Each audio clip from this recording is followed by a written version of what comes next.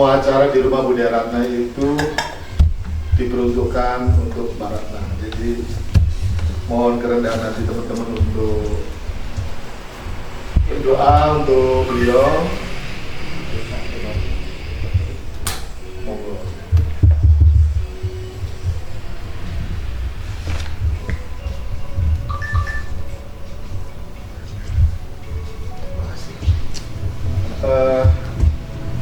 Mas Benny Ibrahim, adik Mbak Ratna akan menjelaskan selintas tentang Rumah Budaya Ratna. Monggo.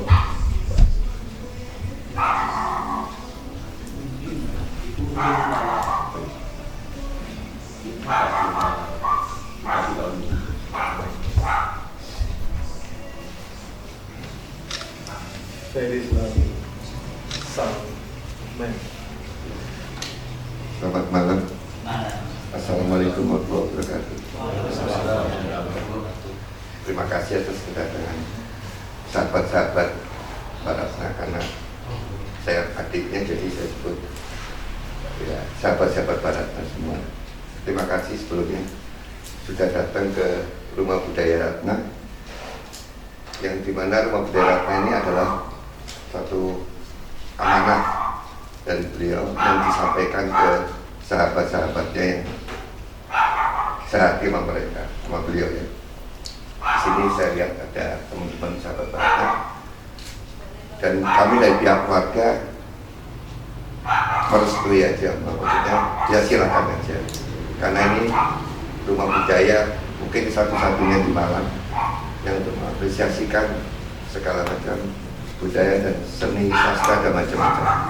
Dan kita memang punya motto bahwa kami adalah tempat rumah budaya ini adalah midpoint di Kota Malang ini untuk seniman dan budayawan di Kota Malang untuk berkumpul, untuk berkreasi dan ya untuk apresiasi dan macam-macam lah. Kami dari pihak keluarga menyediakan tempat, dan dengan segala rendah hati saya mengucapkan terima kasih sebelumnya atas ada budak buku dari Pak Taisun Cahyono, sahabat beliau yang saya anggap lebih tahu beliau daripada saya, karena saya juga orang baru di Malang. Walaupun saya lahir di sini, cuma saya meninggalkan Malang kan sudah lama, dan saya tidak pernah, maksudnya saya tidak lama menemani Mbak Ratna karena saya sudah hidup sendiri-sendiri, dan sahabat-sahabatnya seperti kayak Mas Malik, Mas Bensu ini, Bambang ini adalah saya sebut ring satunya Mbak Ratna. Jadi saya ini hanya orang luar, mereka ini ring satu dan tahu karakternya Mbak Ratna sekali. Saya atas nama keluarga dan Rumah Budaya Ratna, saya mengucapkan terima kasih. Semoga acara ini berjalan baik dan berkelanjutan untuk teman-teman yang lain untuk bedah buku dan macam-macam. Terima kasih. Wassalamualaikum warahmatullahi wabarakatuh. Waalaikumsalam.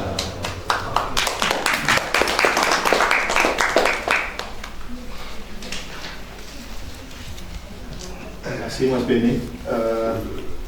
Teman-teman, malam ini ada acaranya adalah bedah buku antologi puisinya Pak Tengsu. 17-an di kampung halaman akan dibahas oleh Pak Kurniawan ini. Namun sebelumnya ada sedikit stand sponsor. Bu Nunung, monggo.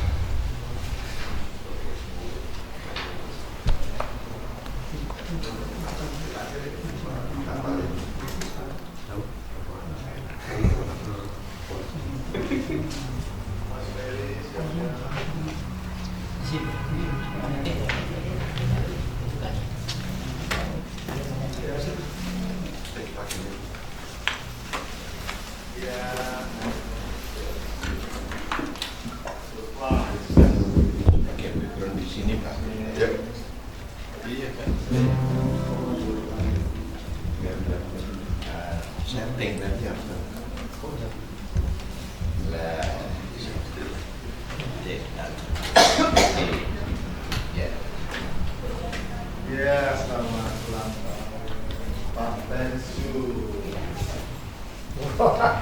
Hari ini ulang tahunnya Pak Tengsu, jadi kita rayakan.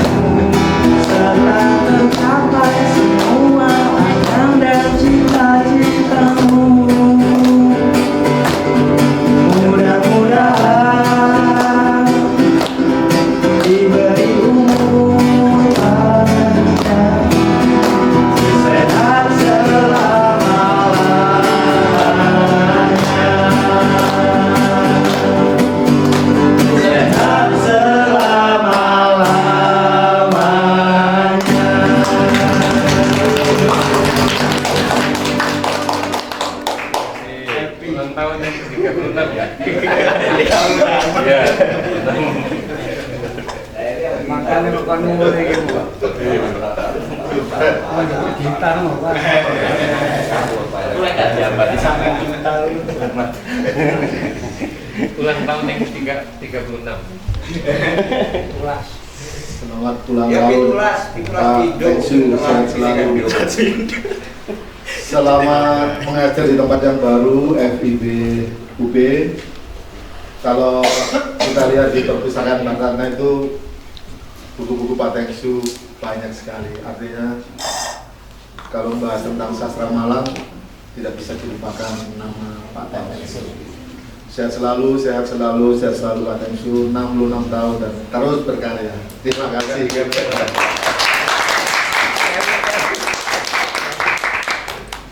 Monggo acaranya dimulai. Pak Kev, mungkin mulai. Pikir bohong. Posternya sudah tersebar se-Malang Raya. Tak pikir bohong. Ya. Itu boleh. Ini para senior. Enggak. Boleh dilepas ini. Boleh.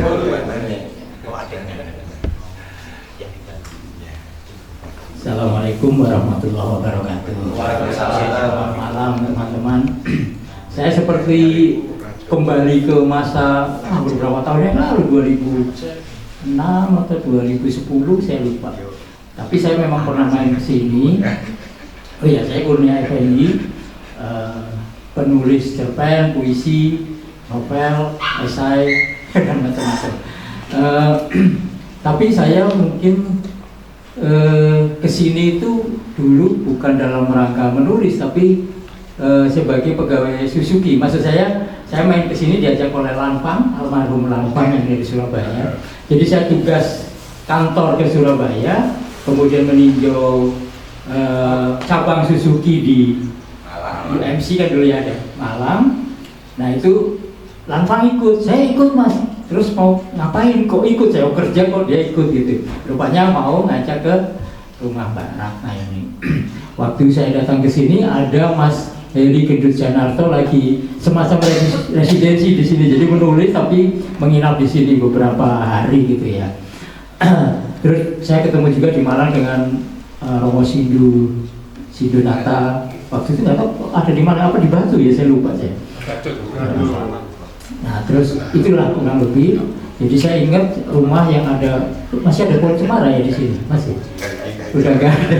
Dulu seperti itu. Jadi tapi hampir setiap tahun memang ketemu Mbak Ratna di Jakarta karena cerpennya hampir setiap tahun selalu masuk ke Pilihan Kompas. Bahkan pada suatu hari itu suatu tahun lah saya, Mbak Ratna dan Pak Budi Dharma, terus waktu itu yang Hadini juga itu bareng-bareng di sana. Saya menulis dari tahun 78, makanya waktu tahun ini mendapat penghargaan 40 tahun berkarya bareng Mas Teng Su ini merupakan suatu yang tidak pernah diduga ya. Jadi ternyata menulis ada juga yang mengapresiasi bahkan negara dan itu tidak masuk dalam pikiran saya, kecuali bahwa saya dulu selalu berbahagia kalau dimuat ya, mau puisi atau cerpen gitu kemudian dikliping. Nah clipping itulah yang membuat saya diperhitungkan. Jadi maksudnya ada jejak yang panjang dan secara terus menerus kami menulis. Saya Mas Teng Su menulis. Kalau Mas Teng Su kemudian mengajar, nah saya kan nggak mengamalkan ini bisa cerpen, bisa nulis puisi, tapi amalannya kemana gitu. Nah kemudian setelah mungkin 10 atau 15 tahun menulis dalam karier menulis, tapi sementara saya adalah pekerja formal di otomotif, akhirnya saya kadang-kadang diundang oleh UNJ, Universitas Negeri Jakarta, terus pernah universitas di mana tuh Banten, kemudian di Politeknik UI, sampai pernah juga di UM Malang. Nah sampai akhirnya sekarang diundang oleh Mas Teng Su. Jadi alhamdulillah saya kembali ke Malang setelah beberapa, kita BWCF itu tahun lalu atau tahun ini ya? Tahun lalu ya? Tahun lalu ya, tahu bulannya. Tahun ini di Jambi ya. November ini nanti di Jambi. Ya. Nah kemudian beberapa kali ulang tahun Mas Teng Su itu saya diminta mengirim puisi. Dia selalu, mana Pak Joko Saryono? Lu kok apa namanya? Nyamar itu. Oh, selalu. Selamat datang Profesor Joko Saryono. Ya. Wah jadi saya makin malu ini karena semua yang datang senior. Masuk gablek malam. Gitu. Jadi saya sudah kerap mendapatkan kesempatan mengirim puisi untuk ulang tahun Mas Teng Su. Makanya ini nggak setengah gini loh. Memang sih diundang tanggalnya sekian, tapi baru ingat oh iya Mas Teng Su kemarin ulang tahun. Nah karena saya senyampang saya ada di sini, rupanya dimanfaatkan untuk ayolah kita ketemu teman-teman, dan saya baru tahu bahwa ini menjadi rumah budaya Mbak Ratna. Tapi menurut saya ini adalah suatu yang keputusan yang tepat lah, supaya Mbak Ratna merasa terus ditemani ya, karya-karyanya juga mungkin bisa menjadi awet, karena siapa tahu setiap bulan barangkali perlulah dibicarakan ya. Selain karya teman-teman juga mungkin disinggung lah bagaimana mengapresiasi karya-karya Mbak Ratna, karena bukunya juga banyak begini. Terima kasih telah mendapatkan buku ini. Sebenarnya manuskripnya sudah dikirim sebelumnya dan saya membaca. Umumnya saya membaca puisi itu sehari satu. Jadi misalnya saya beli buku Gunawan Muhammad, buku Acep Zamzam-Nur, terus misalnya Joko Pinurbo, itu saya membaca. Karena puisi itu bukan seperti novel ya. Kalau misalnya dibaca sehari satu halaman atau satu bab, kemudian seminggu kemudian membaca itu pasti lupa, itu harus mengulang sedikit gitu ya. Tapi kalau puisi itu saya pengennya membaca, kemudian merenungi apa yang dituliskan itu, terutama karena misalnya puisi-puisi yang panjang atau puisi-puisi yang balada seperti itu. Karena kalau membacanya cepat itu sama sekali tidak berkesan. Cuma untuk terakhir saya membaca puisi-puisi yang mengandung kata tiga itu. Kan pertama pentigraf itu cerpen, kemudian puisi 3 bait ya Kutiba, terus ada cerita ya, cerita tiga kalimat. Makanya kemarin tuh semua loh, tadi saya mengusul ini, gimana kalau novel 3 bab no tiba. Ya siapa tahu kan. Loh kalau novel kan panjang, nanti bab 1 ada 1.1, 1.2, 1.3, nggak apa-apa. Ya nanti buktinya bukan cepat-cepat lah ya. Nah membaca buku ini saya cepat, karena apa? Nanti ada ya dibedah ya. Nah, kalau dibedah kalau baca satu-satu itu bisa bulan depan selesai kan. Satu itu, yang kedua secara materi kan hanya 3 baris ya. Seperti haiku. Tapi kalau membaca haiku malah saya berulang-ulang ini maksudnya apa gitu ya. Nah, membaca ini pertama saya memiliki kesan bahwa sebuah pilihan yang tepat mengambil topik atau tema 17-an di kampung halaman. Pertama, saya bisa mengatakan bahwa hanya ada 2 diskusi. Tidak ada diskusi. Nggak apa-apa. Nah, pertama karena di dalam masyarakat kita itu, saya tidak tahu di Asia yang lainnya, bahwa Indonesia itu mengalami perayaan besar-besaran itu 2 kali dalam 1 tahun. Pertama hari raya. Hari raya itu orang mudik itu sampai ledakan lalu lintas, ledakan rezeki yang dipindahkan ke kampung itu luar biasa. Sampai ketika saya sekarang masih edit menulis tentang biografinya Pak Darmawan Prasojo, Direktur Utama PLN, itu yang mengatakan bahwa untuk tahun 2023 atau 2023 itu mereka siap siaga sangat ini PLN karena takut listrik mati ketika orang rombongan mudik. Sementara di Jakarta mungkin listrik akan turun demandnya, kebutuhannya akan turun, padahal listrik itu nggak bisa disimpan, kecuali baterai bisa disimpan, listrik nggak bisa, produksinya segitu harus dialirkan segitu. Ini saya baru tahu juga dari telah membaca wawancara itu. Nah dari situ ledakan yang luar biasa setelah pandemi memang tahun 2023 satu itu. Jadi saya di Malaysia saya juga nggak tahu apakah ada ritual mudik, tapi kalau di Indonesia itu menjadi satu hal yang sangat penting bagi masyarakat yang umumnya memang merantau. Terus yang kedua adalah 17 Agustus itu saya sering, ini kok toko warung tutup pulang mudik, tukang bakso kok nggak lewat mudik rupanya. Ini 17-an itu ramainya hampir sama seperti itu. Apakah itu karena memang tanggal 17-nya libur, atau itu adalah kesempatan yang baik untuk ikut lomba perayaan yang ada di desanya daripada di kota tempat dia yang mungkin memang secara 24 jam itu mungkin hanya ketemu pada pagi atau malam gitu kan. Hanya masyarakat kota kan urban ya, jadi nah dari situ saya menurut, wah ini tepatnya kata ucapan. Tapi yang ketiga menurut saya adalah apakah ini semacam menandai politik juga ya, suasana politik sekarang sedang panas, karut-marut dan sebagainya. Terus ini muncul apakah maksudnya gini, apakah kita sudah semerdeka tahun-tahun yang lalu gitu loh. Tahun ini apakah kita semerdeka tahun-tahun yang lalu, sementara Nadiem Makarim merdeka belajar ya. merdeka belajar sampai orang tidak bisa merdeka, kadang-kadang begitu kan mikirnya. Nah, terus saya melihat, nah satu persatu ini, saya ketika membaca yang pertama, kedua, ini permainan kata. Begitu sampai yang balapan karung itu menjadikan dengan saya tertohok dengan kata itu. Kok balap, maksudnya kenapa milih balapan karung? Supaya terserimpung. Ini kan membayangkan bahwa saya itu sampai mikir, ini kaum intelektual sudah begitu banyak, tapi kalau 17-an kenapa lomba-lombanya itu hal-hal yang secara fisik itu kelihatan bodoh gitu loh. Kita balapan karung terus jatuh, memasukkan ke lereng, kenapa bukan sesuatu yang apa, imajinatif atau yang apa? Apa kita mau mengingat bahwa kita pernah di masa Jepang itu ya kan pakai pakaian aja katanya dulu pakai bahan goni gitu ya. Terus kita memang harus berkali-kali jatuh, kan bodoh sekali orang lari kok masih pakai karung gitu kan.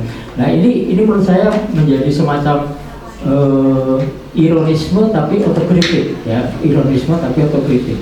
Nah kalau misalnya karena memang yang saya salut dari Mas Tengsu adalah menciptakan hal-hal yang menurut saya ini berbeda dengan Denny J.A. Misalnya Denny J.A. mengatakan puisi esai sebagai ciptaan dia, ya, tapi selama ini saya melihat tidak ada yang menulis puisi esai sukarela. Ya, tidak ada yang menulis puisi esai seperti mau 10 halaman, mau 12 halaman itu harus dibayar. Kalau misalnya iseng-iseng aja, koran mana yang mau memuat kan begitu kan, sepanjang itu gitu. Kalau mau bikin buku sendiri, siapa yang mau menerbitkan dan siapa yang mau membaca, kurang lebih seperti itu. Mungkin kalau membaca sih bisa jadi ya, tapi kalau yang menerbitkan kan perlu biaya. Dan dari situ berbeda dengan misalnya Sony Farid Maulana bikin Sonian, itu kan sebenarnya kayak mengolah senryu, terus tanka atau haiku ya. Nah, Mas Tengsu ini membuat yang tiga-tiga tadi grafi itu sekarang diamalkan oleh banyak para pelatih ya, mentor, bahkan di sekolah-sekolah itu akan menjadi teknik atau metode yang bagus kalau waktunya pendek. Kalau pelatihannya waktunya pendek, nah mungkin sampai misalnya seminggu atau apa kali, waktunya jam atau kalaupun ini 2 hari gitu ya. Nah dari situ muncullah yang terakhir adalah ini setelah 3 bait di pelajaran menggambar bentuk ya. Nah pelajaran menggambar bentuk itu saya sangat puas dengan puisi-puisi itu. Ini saya tidak puas mas, terus terang saya tidak puas dengan puisi. Nggak tahu ini sebenarnya kayak Mas Tengsu itu mau udahlah main-main aja gitu ya. Ini bisa untuk latihan nanti misalnya SD atau ya bikin puisi ya seperti ini mungkin gitu ya. Atau sudah kegandrungan dengan 3 itu, makanya membuat ini. Karena apa? Setelah saya baca seluruhnya itu saya mengambil kesimpulan bahwa ini seperti sastra 3 jurus mas. 3 jurus itu begini, kalau di dalam Cinta Remaja di luar saya tahun 80-an, perkenalan, konflik, selesai, baikan kembali kan gitu kan. Konfliknya bisa karena cemburu, terus terakhir ketemu ternyata yang suka jalan bareng itu masih sepupunya, atau ternyata apa kan gitu kan. Pertama perkenalannya juga dengan yang sudah dilakukan oleh mungkin 1.800 orang, tabrakan di depan perpustakaan atau bukunya jatuh terus itu udah klise banget gitu ya. Nah ini seperti itu, satu adalah pengantar, terus yang kedua materi atau yang menohok itu, yang ketiga twist gitu ya. Oh ternyata begitu, jadi semacam itu. Nah semua yang hampir dituliskan itu kurang lebih seperti itu. Nah melihat puisi-puisi yang ini, jadi makanya saya membacanya dengan sangat cepat, seperti sudah menebak.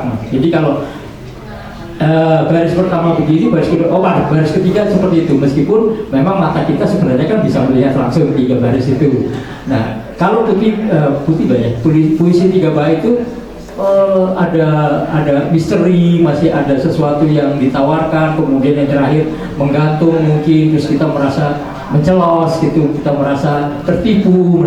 Nah ini saya hampir bisa menebak. Saya tidak tahu apakah ini ada perenungan mendalam karena semuanya dibuat tahun 2024. Kan tahun 2024 tanpa bulan, tanpa tanggal kan bisa mungkin kan 1 malam ini jadi gitu kan. Nah tapi di luar itu barangkali ini harus dibaca nanti setelah politik reda misalnya. Itu menjadi cermin menurut saya. Jadi beberapa yang dituliskan di sini itu seperti kemarahan, kekecewaan, atau hal-hal yang, nah sebenarnya yang saya kurang begitu suka itu misalnya menyebut-nyebut koruptor atau apa itu, ini seperti apa ya? Kok sinisme ini sinisme nyinyir gitu misalnya kan, sesuatu yang sebenarnya dibahas oleh banyak orang dan orang membahas kalau lewat esai, lewat ini kan bisa lebih mendalam, lewat cerpen misalnya gitu ya, atau cerita-cerita yang mengandung sisi sosial, kesalehan.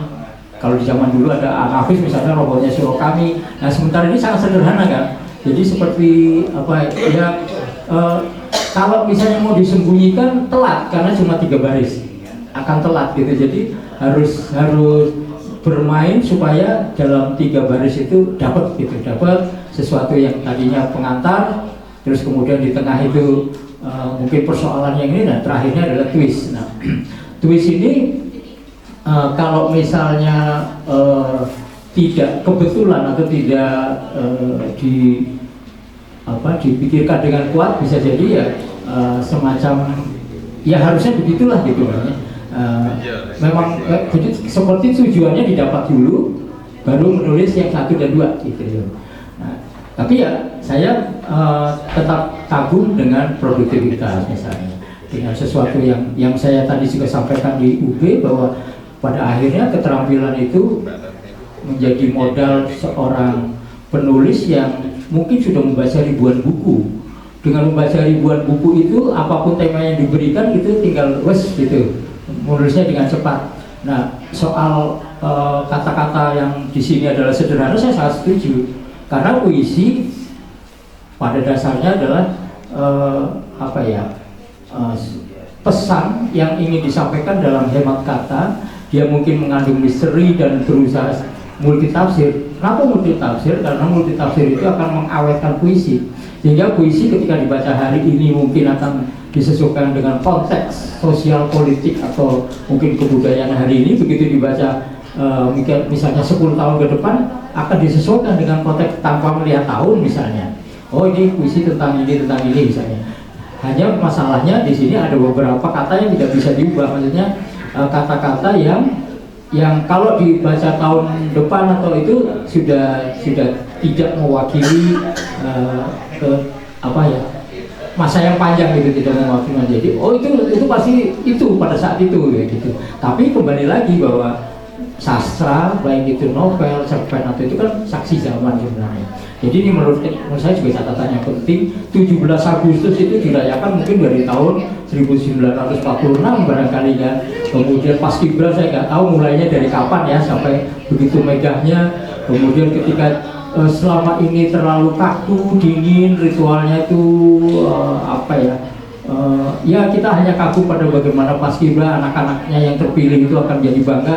Tapi begitu Jokowi menjadi presiden 2014 itu, berarti 2015 ya, itu ada perubahan berwarna.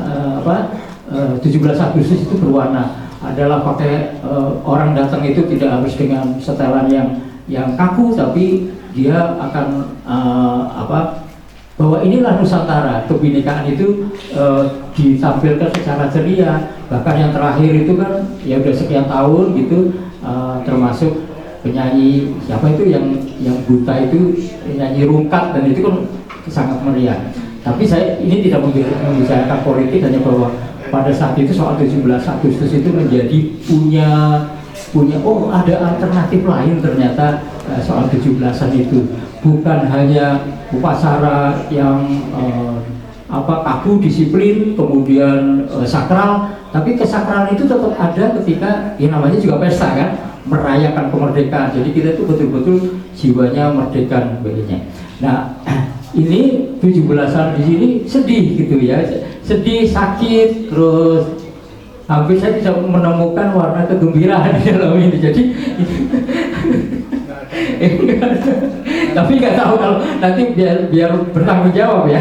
Maksud saya jangan saya bicara sendiri, bertanggung jawab kenapa menulis ini Padahal gambar rumahnya asik, ya gambar rumahnya sama.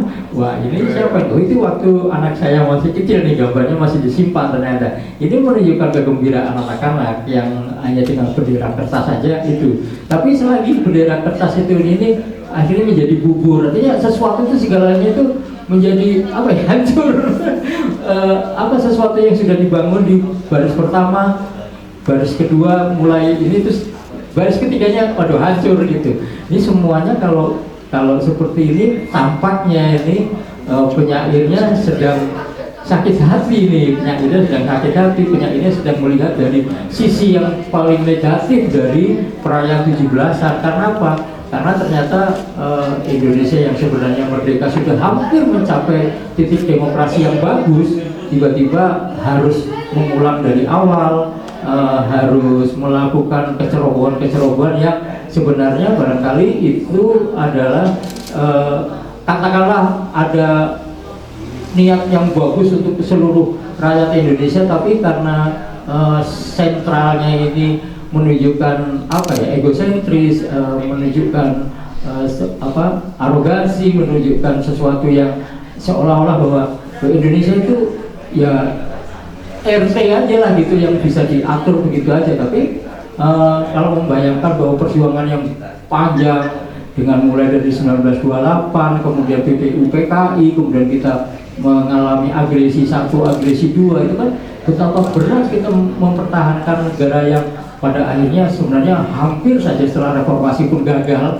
Itu kita mendapatkan warna baru, semangat baru, gaya yang baru dari sebuah pemerintahan. Tapi sayangnya ya pada akhirnya ya inilah gambarannya ini. Jadi kalau misalnya di satu sisi kita melihat ini terpisah dari situasi, tapi ini diletakkan pada deretan karya sastra, barangkali cukup lemah ya. Tapi kalau ini di sebagai konteks atau kontennya sesuai dengan konteks politik hari ini, ya barangkali ini adalah satu luka kecil yang mungkin ya bisa aja koreng ya, yang akan lama sembuhnya gitu, tapi sebenarnya koreng kan penyakit banyak orang yang di masa lalu karena ketidakbersihan, karena memang tidak punya obat untuk menyembuhkan. Tapi orang itu bukan terus dengan korengan orang mati juga tidak gitu. Tapi kok ya rasanya mengganggu selain perasaan, kenikmatan, gengsi dan sebagainya. Dan mau tidak mau ya saya kira nggak tahu ini jumlahnya ada berapa ini mas. Hah? 100-an ya, 100-an ini semuanya kalau mau dikatakan simbolik ya simbolik, tapi simbolik yang patah arang saya kira. Saya kira saya menyampaikan ini dulu, nanti kita bisa diskusi, tapi saya kok pengen justru nih Mas Tensu harus bertanggung jawab terhadap ini. Silakan Mas Tensu. Mohon maaf ini saya di depan umum mengatakan ini guru besar ya, aduh maaf. Ya Mas. Pengadilan sastra ini. Baik, ini sebetulnya memang puisi ini lahir dari rasa gergeten ya. Jadi gergeten memandang situasi yang kita hadapi dewasa ini, sehingga memang stressing tulisan ini lebih kepada kekuatan gagasan. Jadi kekuatan gagasan itu pertama. Sehingga ini memang sangat berbeda kalau saya menulis misalnya berangkat dari fenomena alam, fenomena peristiwa, fenomena benda dan sebagainya, yang memang lewat benda-benda itu kami berusaha untuk mengungkapkan apa yang kami pikirkan ya, terus saya pikirkan. Itu sangat berbeda ketika saya dengan sadar berangkat dari gagasan tadi, dengan sadar berangkat dari rasa marah terhadap kondisi sekarang ini. Jadi saya kadang-kadang ngomong tentang Kus Plus yang dengan lagunya yang kolam susu ya. Apa kolam susu lagunya gimana? Bukan lautan hanya kolam susu, air dan jala air dan jala ya. Nah, itu kan seakan-akan membius kita bahwa tongkat ditanam jadi menghasilkan sesuatu. Ini sangat berbeda dengan Jepang ketika Hiroshima dan Nagasaki dibom ya. Lalu pemerintah Korea mengatakan ini negaramu hancur ya, karena dibom ya. Kalau kamu nggak bekerja, kamu nggak akan menjadi bangsa yang besar. Sehingga masyarakat Korea pada waktu itu dengan situasi yang seperti itu mereka berjuang dengan belajar dengan segala hal untuk menjadi bangsa yang besar, dan itu terbukti terwujud ya sampai sekarang ini. Tetapi kita ini dinina-bobokkan dengan Indonesia negeri yang subur, makmur ya, Kemari Palo, Jinawi dan sebagainya, sehingga kita malas. Sehingga kadang-kadang saya sebagai penyair, bahasa-bahasa puisi yang seperti itu ya, kadang-kadang nggak cepat sampai kepada lubuk hati pembaca saya gitu kan. Nah, untuk urusan ini maka dengan sangat sadar saya memilih jalan yang yang mungkin menjadi melugaskan teks puisi yang saya tulis. Itu maka saya pilih 3 baris. Mengapa 3 baris? Supaya cepat aja sebetulnya, cepat nyampe gitu aja. Jadi targetnya itu, ya. Targetnya itu, sehingga yang dirasakan Mas Kurnia Jadi benar juga. Ketika dia melihat dari aspek misalnya puitikanya, dari aspek sastrawinya, kadarnya mungkin di bawah ya. Tetapi kalau dilihat dari aspek gagasannya mungkin akan menjadi beda lagi. Maka betapa penting kita memandang dari perspektif yang mana, gitu. Perspektif mana kita melihat. Satu contoh ya, saya nulis puisi begini, judulnya Dapat. Rakyat dapat 1, kau dapat 10, adil namanya. Nah, yang seperti itu ini 3 baris. Sebetulnya kalau saya mau bikin makalah ini bisa berhalaman-halaman ya. Tapi puisi hanya meminta 3 baris untuk ngomong bahwa itulah adil versi penguasa. Itu yang saya potret. Nah, andaikan saya tulis dengan 3 bait atau lebih panjang lagi, mungkin pesan ini nggak cepat sampai. Ya. Jadi itu alasannya. Lalu ini ya, pajak ini yang kurang ajar ya. Pajak. Rakyat yang setor keringat dan air mata, kalian yang foya-foya. Jadi itu. Nah, disitulah sebetulnya saya ingin menghadirkan apa sih yang dapat disumbangkan sastrawan ketika menghadapi Indonesia seperti ini. Masihkah kita akan bicara tentang 17-an seperti kemarin lomba makan kerupuk, itu kan penghinaan dunia. Lomba makan kerupuk macam-macam itu, lomba balap karung, kan lomba-lomba yang tidak kreatif sama sekali. Bahkan sama kemarin di gereja saya ulang tahun, lombanya apa? Gaple. Saya sedih ya. Jajur. Lomba gaple yang menang tuh ada di apa gitu. Jadi betul gitu. Nah ini yang membuat puisi itu menjadi seperti ini. Saya sedang menulis puisi tentang Banyuwangi ya. Tentu tidak seperti ini karena memang targetnya beda. Nah, ketika targetnya itu, maka teks yang saya pilih dengan sadar betul ini. Satu contoh lagi, misalnya ini. Judulnya Kabar Dariku. Aku bahagia terlahir sebagai seorang anjing, hanya bisa menggonggong, bukan seekor koruptor yang suka garong. Jadi aku bahagia terlahir sebagai seorang anjing, hanya bisa menggonggong, bukan seekor koruptor yang suka garong. Ya, apa sih bedanya manusia dan binatang? Manusia dan binatang dua-duanya sama-sama binatangnya. Hanya bedanya manusia punya etika, binatang tidak punya etika. Ketika manusia kehilangan etika, maka dia menjadi seekor manusia. Kan itu. Nah, tapi itu saya nyatakan dengan sangat lugasnya. Sadar saya. Sadar. Jadi kesadaran itu memang karena saya ingin pesan saya ini segera sampai dengan cepat kepada pembaca saya. Tapi kalau pembacanya bukan pemerintah ya, biasanya juga nggak ada artinya ya. Ini para anggota DPR. Jadi rasanya sia-sia.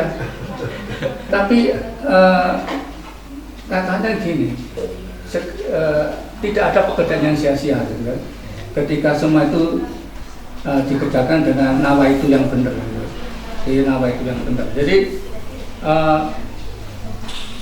kalau dikatakan puisi ini murung semua dari halaman pertama sampai halaman terakhir.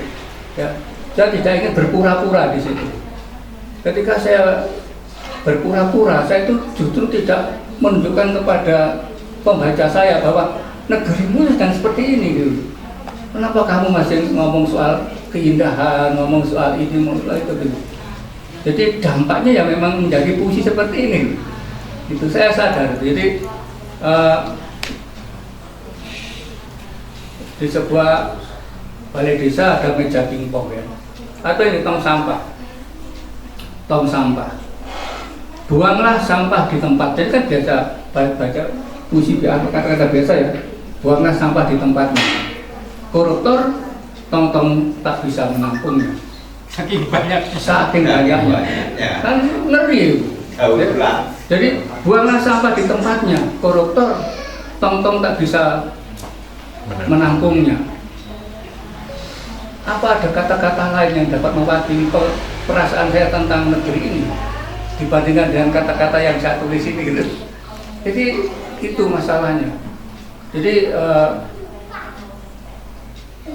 dalam konteks ini memang sekali lagi saya lebih mengedepan gagasan, walaupun saya tidak ingin jatuh ke dalam ke dalam teks yang sangat verbal gitu ya. Jadi ini agak susah juga. Bagaimana kita menulis kemarahan dengan kuat gagasan, tetapi tidak terjebak pada verbal. Itu tidak mudah gitu. Jadi mungkin akan lebih mudah kalau saya bikin 3 bait. Mungkin ada ruang yang agak lebih leluasa untuk bermain metafora, bermain simbolisme, itu mungkin lebih mudah ya. Tapi ketika hanya 3 baris saya, waduh susah ya. Tetapi gergeten itu, ini saya pernah di Jakarta itu Mas. Tanggal berapa di Jakarta itu ya? Aku terus nulis sih. Jadi ada beberapa yang sudah saya tulis, tapi kan hanya beberapa saja. Mungkin sisanya saya tulis dalam tempo sesingkat-singkatnya 17 Agustus 1945. Karena Abang Indonesia Soekarno-Hatta gitu. Cepat sekali gitu ya. Karena memang waktu itu saya mengejar ini kan 17-an, ini harus saya launching pada waktu masih bulan Agustus ya. Alhamdulillah masih bisa.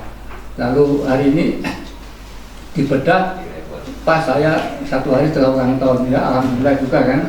Jadi itu situasinya seperti itu. Sehingga apa yang dirasakan Mas Kurnia Effendi itu betul ya, seperti itu. Tetapi mengapa menjadi seperti itu? Saya tadi sudah mempertanggungjawabkan. Mempertanggungjawabkan. Jadi gitu ya ceritanya. Saya kira itu mungkin dapat dilanjutkan dengan, kalau mau beli bukunya boleh 50.000 tadi untuk buku ini ya. Jadi supaya tahu bahwa puisi itu bisa digarap dengan cara seperti itu ya. Jadi saya hanya ingin begini, sebetulnya batasan-batasan puisi yang baik, puisi yang buruk itu nggak ada.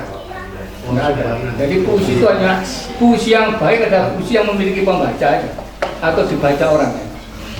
Kalau hari ini nggak ada yang baca ya berarti nggak baik aja. Itu aja ya. Saya kira itu. Jadi silakan Kalau ada Jadi kiriman dulu sama Di samping lagi. ini ada lukisan saya juga di sini. Jadi Ini lukisnya saya semua ya di sini. Pak Jadi Irman kasih komen. Iya baik, terima kasih. Ini ketemu sahabat lama semua di Jakarta, alumni Jakarta semua. Ya menarik sih tadi pengantar dari Mas Kurnia. Saya berpikir gini ya, saya kenal beliau juga pernah ke rumah, terus tiba-tiba katanya sudah mau pensiun. Sudah pensiun. Oh, sudah pensiun ya. Iya. Thank you. Sebenarnya agak menggelitik sih kegelisahannya dari buku puisi ini. Saya melihat coba begini ya, tadi dari belum sekilas tadi lihat juga tulisannya 3 baris. Terus terang tadi begitu buka, saya agak kecewa juga sih. Ngambunan ya. Cuman kalau lihat sketsa oke lah. Mentang-mentang apa itu? Sketsanya ada 5, berarti 10 ribuan tuh sketsa. Nah, saya juga nulis puisi. Dulu puisi saya juga banyak dimuat di koran harian Indonesia di Jakarta dengan nama Johnny Quadris waktu itu, pakai nama samaran.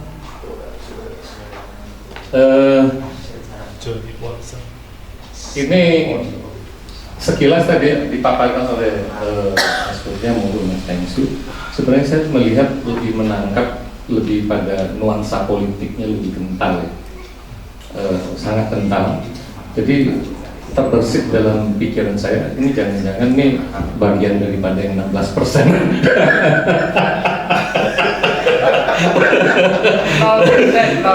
Bagian yang paling kalah ya kan, 16% dapat suara. Ya karena saya berpikir begini. Ini markas 16%. Oh iya, pantas lah kalau gitu. Kalau Mas revisi. Jadi nuansa politik mental. Cuman begini, saya agak sedikit kritik. Pertanyaan saya kritik juga gini. Jadi ketika Mas Tengsu lagi semasa aktif jadi dosen, itu kan punya power, punya bargaining. Loh, kenapa waktu itu suaranya dia aja? Kenapa memilih setelah pensiun baru memberikan suara yang keras? Apakah, nggak apa-apa ya nanya ya boleh? Jangan-jangan waktu semasa aktif takut juga goyang juga kursinya gitu. Enggak ini ngapain dulu. Ini karena kan pemilihnya saat ini apapun kan kita saya bukan pemuja daripada kemenangan yang berkas itu bukan gitu, tapi saya juga kemarin baru tadi saya dengar dari kata-kata oleh Prof. Renat Kasali. Dia mengatakan gini, kalau kita menyukai seseorang sesuatu yang baik itu jangan suka-suka banget lah gitu, nanti kamu akan kecewa. Dan pemerintahan ada juga saya suka gitu loh, dalam politik ada, tapi ya nggak suka-suka banget. Saya cinta aja, tapi kalau termasuk mungkin juga ya dengan katakanlah misalnya kita dengan wanita yang kita cintai ini ya. Jangan juga kita benar-benar cinta banget gitu loh, nanti kalau sakit hati putus kan bisa bunuh diri gitu. Bahaya gitu. Jadi ya cinta aja, bukan, tapi nggak ditaker ya, cinta sama Mbak Jo ini kan. Jadi tidaknya ada alasan untuk menjual. jadi cuman pertanyaan saya dulu, waktu masih aktif jadi pengajar kan punya kesempatan, punya power sebenarnya. Kenapa nggak waktu itu nggak disuarakan?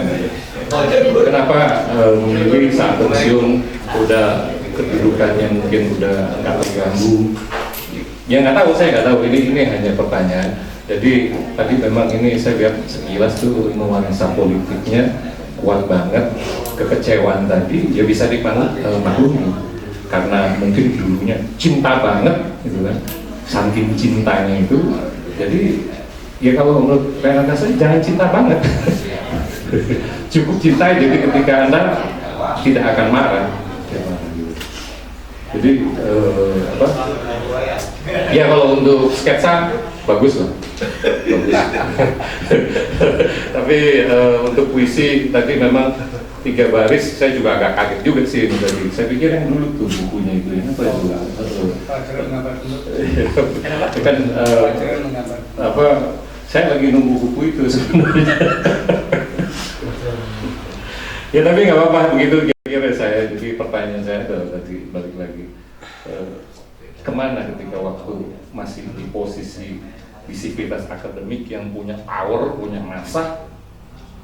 Wah, saya di sini. Suara lantang itu harus ya, kayak Pak Joko ini Prof ini kan, kita sering ketemu di K2 ya. Wah itu lantang nih Prof. Ya, berani walaupun kedudukannya nyaman ini kan. Tapi gablek. Ya. Nanti menulis gablek. Berani gitu kan. Walaupun posisi nyaman gitu kan, nggak takut ngono wedinya gitu kan. Pertanyaan ya kenapa? Tapi gablek. Oh gablek juga ya. Kapan-kapan saya kalau motor gitu. Gablek. Jadi pertanyaan itu nggak penting tuh Pak. Jadi kira-kira terima kasih. Wah, ini jadi pengadilan sastra. Nah, baik, sebetulnya kalau saya itu nulis kritis sejak dulu ya. Jadi kalau sempat membaca antologi saya berjudul Felix Mencuci Piring. Dalam Felix Mencuci Piring itu saya menulis tentang Felix itu benar-benar warga negara Indonesia ya. Tapi saya mengatakan di itu ternyata Indonesia itu hanya ada di Jawa gitu. Jadi tapi di pulau-pulau lain tidak ada Indonesia. Itu saya tulis dalam Felix Mencuci Piring itu hampir seluruh puisi dalam Felix Mencuci Piring itu saya tulis pada tahun 2016 ya 2016 itu kritik terhadap kondisi politik Indonesia. Jadi bahkan kalau saya tulis status Facebook ya kegeraman saya itu ya itu kadang-kadang Pak Joko nggak tahan karena saya lebih vulgar. Kalau Pak Joko nggak saya lebih terang ya. Pada waktu saya pasti menjadi dosen ya. Dan sekarang pun saya tetap menjadi dosen sebetulnya. Saya tuh ngomong seperti ini di kelas-kelas saya. Jadi tadi ada 3 kelas ya, itu kelas saya semua gitu. Jadi saya ngomong tentang situasi dulu seperti ini, saya juga ajarkan kepada mereka untuk bagaimanakah kita mengkritisi keadaan yang sekarang ini terjadi. Jadi saya tidak ada hubungannya dengan 16%, mungkin 0% malah.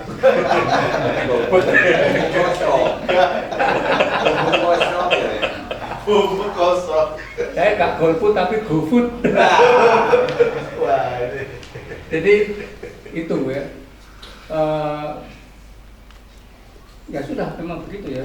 Saya tadi mau cari file tentang Felix Mencuci Piring ini akan saya bacakan kalau ketemu di HP saya.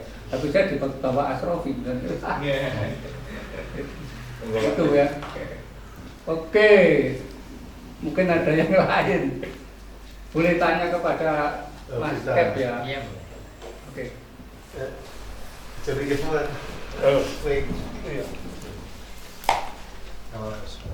Puisi-puisinya dalam buku ini.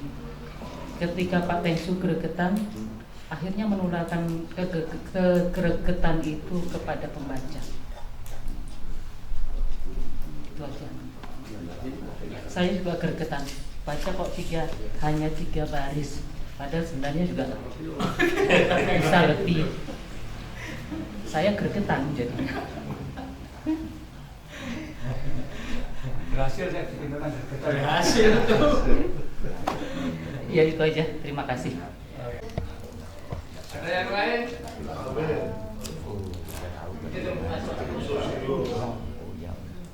Hari kemudian Pak Joko Saryono dipaksa Pak Tengsu ini. Saya sudah tidak baca lagi karena waktu itu diajak ngopi, disuguh jemblem, dicepai kopi, tiba-tiba pokoknya tak enteni tulisanmu di kene kudu dadi. Pesanku mesti gak dadi. Itu nggoni. Itu nggoni saya itu dengan disuguh jemblem dengan apa itu? Pedamu itu jadi seperti itu. Padahal saya tidak ingin membaca dan tidak ingin mengomentari. Tapi ini sebagai hadiah ulang tahun ke-66. Hah? Ya 66. 66 baris Pak. 66 itu kan 66. 6 itu mesti dibagi 3. Oh iya. Berarti ada 32. 3. Jadi ini cocok dengan ideologi hidupnya Teng Su gitu. Teng Su sangat hobi dengan trio 3. Karena itu ada putih bar, pentigram, semuanya 3. Jadi Teng Su itu meskipun kemana-mana, pendidikannya kesana kemari, kerjanya sampai ke Korea, tapi dia tidak pernah tercerabut dan tidak pernah bisa membebaskan diri dari kerangkeng trio Jawanya itu. Karena logika Jawa itu logika 3. Jadi kucing ya kembang telon. Ya mesti 3. Kucing ya kembang telon, yang lain-lain juga 3 kalau kita. Nah karena itu hobinya Bapak Teng Su ya 3 tadi, putiba dan seterusnya. Padahal Ya kalau istri saya nggak tahu. Langsung. Memang pernah baca juga. Ini apa? Tapi dulu gitu. Sekarang tidak.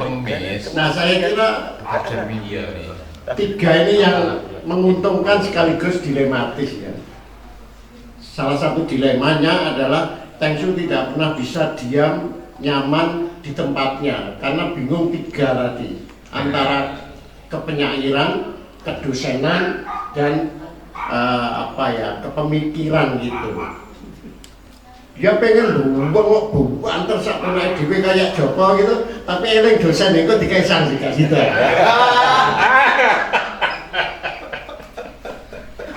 Pengen jadi penyair sing apik tapi pewegel, akhirnya puisinya itu isinya gagasan-gagasan kepegelannya itu. Selalu dalam posisi siksak itu, tapi itu mungkin menarik dan nikmat bagi Bapak Teng Su ini. Jelas ada dinamika dalam ketiga-tigaannya. Itu contoh lain juga, tak jadi aku sekolah juga ya. Apa aku nang Korea ya? Apa aku tetap dosen? Bingung gitu. Akhirnya pergi ke dosenannya. Dari kedosenan di tempat sana. Jadi pilihan selalu dihadapkan pada pilihan-pilihan yang dilematis. Termasuk tadi juga tentang aku ini seneng gagasan. Tapi kalau gagasannya dipaksakan, bentuknya jadi kedodoran dia. Kalau bentuknya estetikanya dikedepankan, tulisannya gagasannya jadi longgar. Nanti kalau gagasan jadi penting, sastranya jadi jelek. Tapi kalau sastranya dipentingkan, tulisan ilmiahnya jadi nggak selesai-selesai. Yang saya alami itu begitu. Itu udah direkam ya. Nah, Dan langsung Sampai saya ingat, Westain, Rinil, di disertasimu tak editing, enggak entos nulis ilmiah, kan aku lebih pinteran. Kan nulis sastra gitu ceritanya. Jadi ada satu situasi karena pada titik ideal. Saya kira idealisme itu yang menjadi sumber dari ketiganya di Teng. Nah idealisme itu begitu dipegang, bukan dipegang teguh ya, tapi nyaris terikat gitu.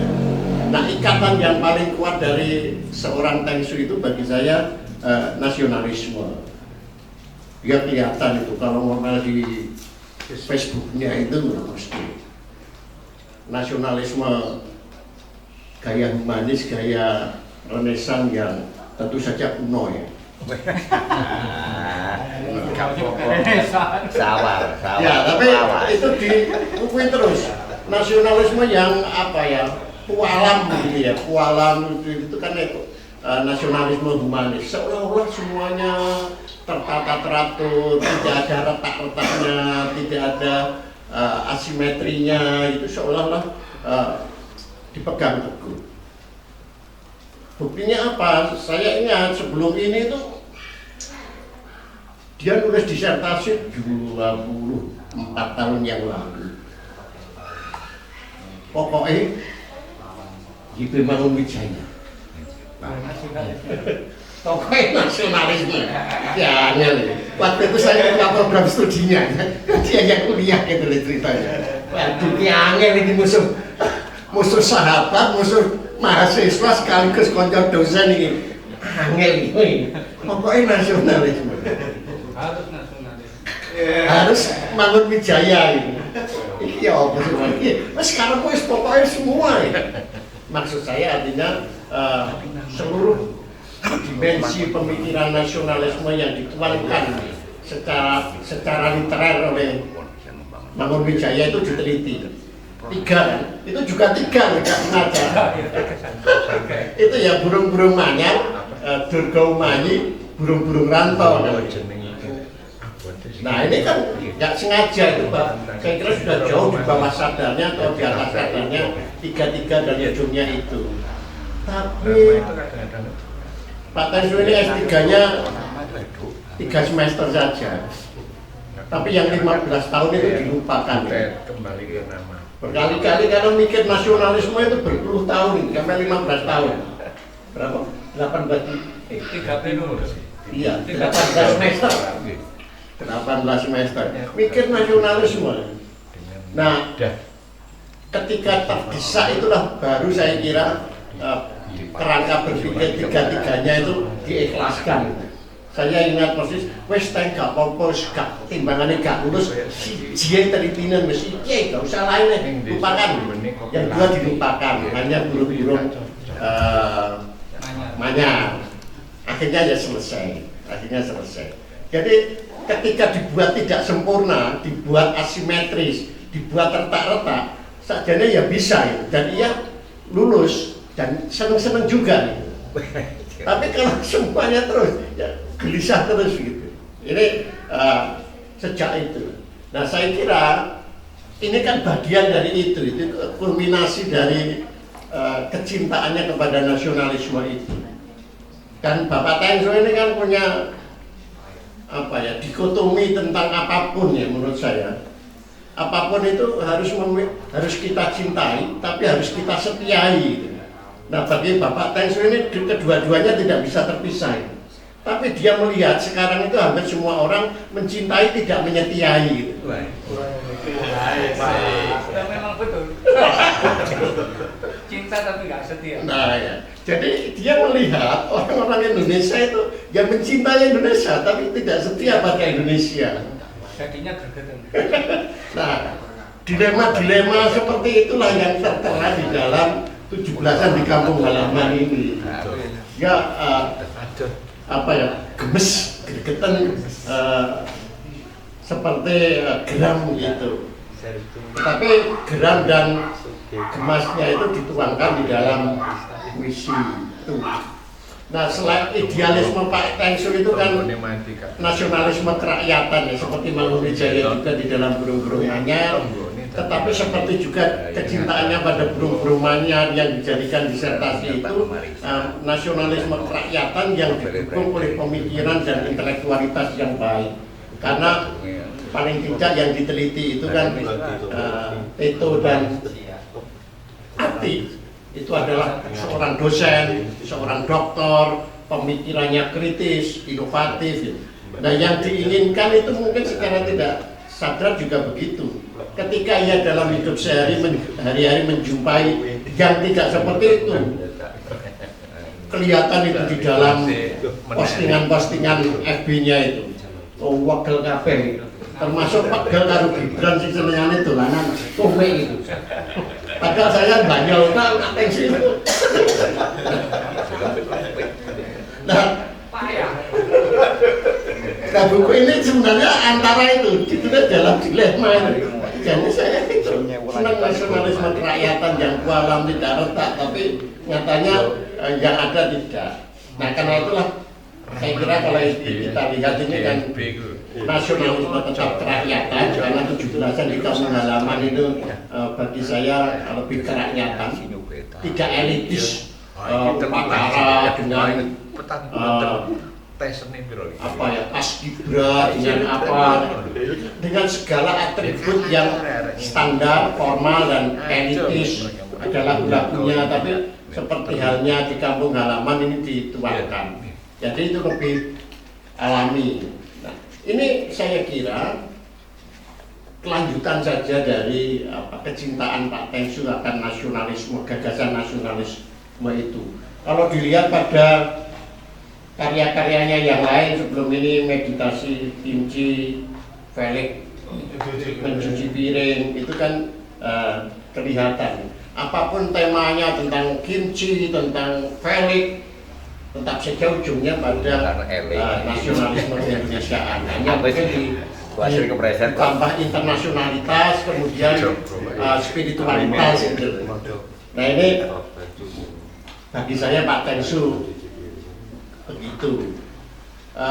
Itu terus dipertahankan, tidak berubah, tetapi dalam hal bentuk itu ya, seperti harus bernegosiasi dengan waktu. Lama-lama saya melihat Pak Tengsu itu tidak menerima kondisi pikiran nasionalisme yang ya sudahlah, nasionalisme bisa retak, bisa asimetris, bisa bergoyang dan seterusnya, itu tidak. Tapi makin ketat bagi saya, gagasan-gagasannya itu makin ketat, makin menggambarkan konservatisme atau keketatan yang sangat mencengkeram gitu ya. Makin lama makin seperti itu, dan itu tampak sekali pada puisi-puisinya. Dulu puisinya itu suka memain-mainkan aspek-aspek pemikiran nasionalisme, Bung Pimpa dan seterusnya itu, sampai eker-ekeran, eyel-eyelan dengan B. Haryanto apa itu, apa sih kalau dengan itu. Jadi dia suka terang dan gelap, berdebat dengan terang dan gelap, Puisi terang, puisi gelap. ya, puisi terang, puisi gelap. Lalu nggak tahu, mungkin karena semakin tua itu Pak Tengsu jatuh pada konservatisme, tidak kebebasan, kelonggaran, kesakarmuan begitu, lama-lama menjadi sangat tertutup. Setelah lulus doktor itu kelihatan sekali konservatismenya. Dalam bentuk apa? Wes pokoknya putih bar, puisi 3 baris. Wes pokoknya putih bar, putih bar, pentigram, 3 itu. Jadi ketiga-tiganya bagi saya itu keterikatan, keterikatan yang jelas, harus pokoknya telur. Dari 3 ini barisnya ini. Jadi satu keteraturan yang jauh lebih ketat daripada sebelumnya. Saya nggak tahu apakah ini ada faktor aku tua, tak tambah konservatif aja ini. Tapi moga-moga bukan karena itu, dia sudah menemukan pola bahwa pada ujungnya keteraturan itu yang lebih penting daripada ketidakteraturan. Ketidakteraturan itu dicari-cari, dijelajahi dalam rangka menemukan sari-sari keteraturan itu.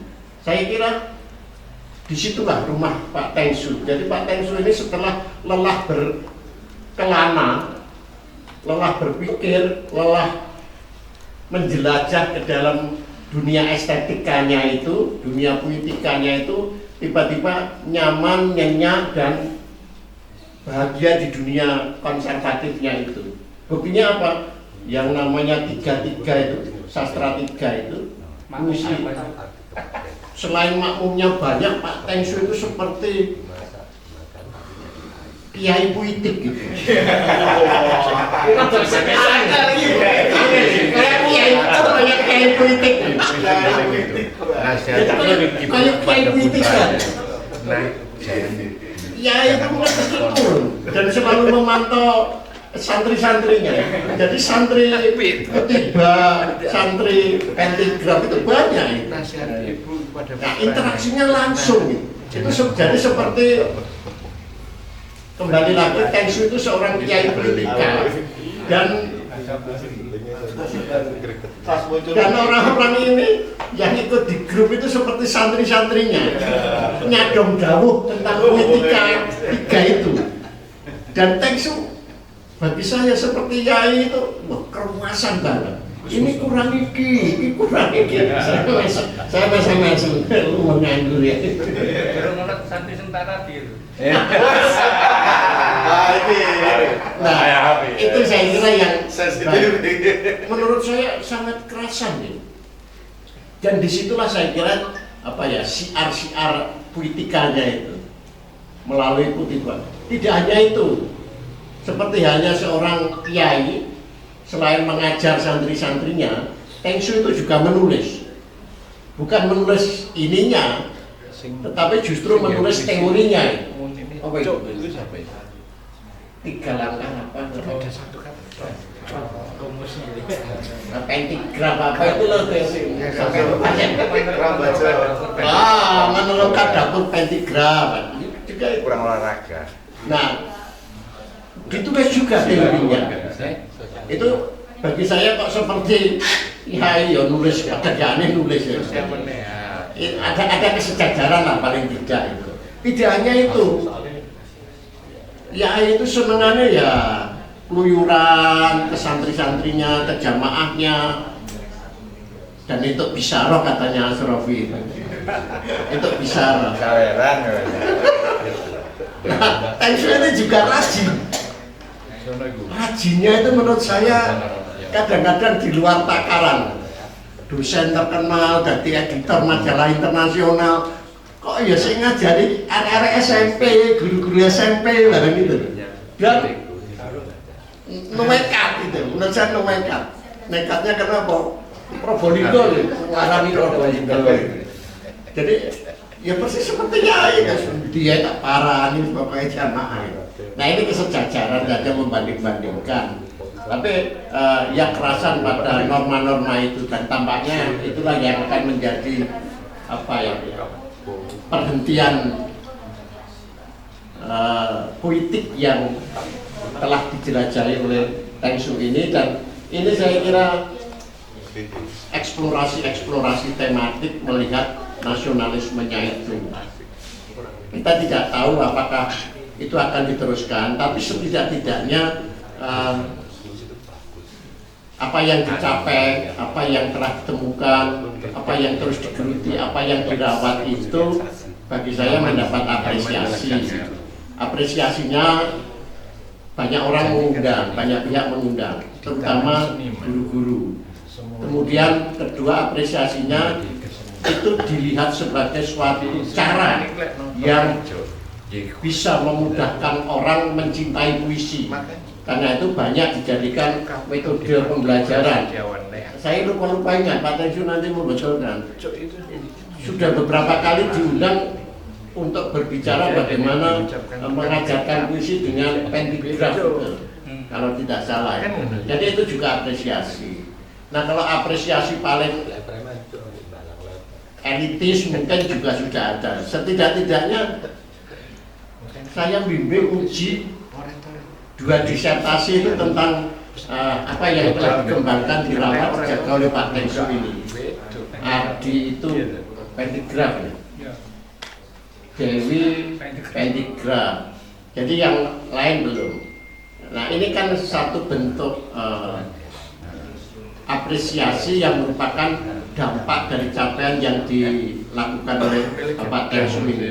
Bahkan beberapa artikel itu ya Dewi, Adi, ada 2 atau 3 yang lain itu dimuat di publikasi internasional itu, entah itu perlu kontribusi apa tidak, tapi bagi saya gagasan itu diterima. Nah mengapa gagasan Putibar pentigraf itu diterima? Saya kira mungkin itu juga bisa di berbagai tempat, hanya bentuknya berbeda-beda. Di Amerika Latin, di Afrika juga ada kegelisahan semacam itu. Nah oleh karena itu mungkin bisa dikatakan pencarian politik itu dilakukan oleh banyak penyair di berbagai negara, tetapi pencarian politik yang dilakukan oleh Tengsu berujung pada pentigraf, Putibar. Nah, saya kira malam ini salah satu bentuk apresiasinya. Selamat ulang tahun Pak Tengsu, sekian saja, nanti terlalu lama. Teman-teman.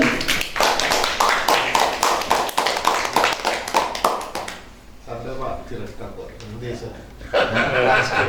Baca Tenang saja. Baca puisi bisa baca jadi baca puisi.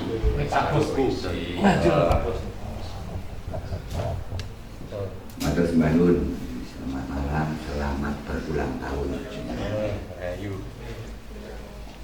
Kalau saya sih sempat membaca meskipun tidak banyak tadi. Justru saya akan izin gitu. Barangkali satu saat nanti saya akan meniru model ini untuk saya bawa dalam keseharian saya, terutama dalam permainan anak-anak. Ternyata yang saya baca tadi itu bahasanya sangat mudah untuk dipahami, dan anak-anak pun ketika membaca itu tidak, setahu saya dulu sekolah juga puisi itu berat banget gitu.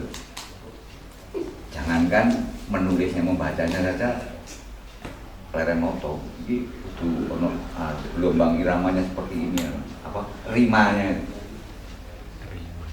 ada apa ya, semacam, kalau saya kan terbiasa dengan yang lokal-lokal ya, seperti parian, seperti basangan. Melihat ini tadi, saya melihatnya dari nama saja, Tengsu Cahyono gitu. Saya jambal, saya pakai Pak. Tengsu Cahyono, Tengsu sendiri berarti rembulan, Cahyono itu cahaya.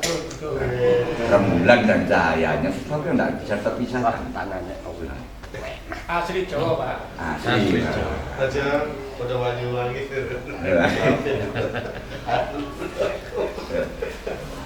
Jadi kalau pengalaman saya di dalam casing lokal. Jadi memang kita tidak bisa mengatakan casing lokal sekarang, Prof. Jadi ini udah global ini. Cuman di seberang sana nyebutnya moon.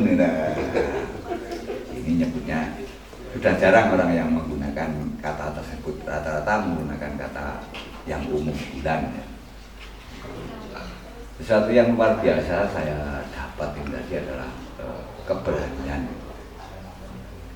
Ternyata keberanian itu juga satu hal yang harus diambil.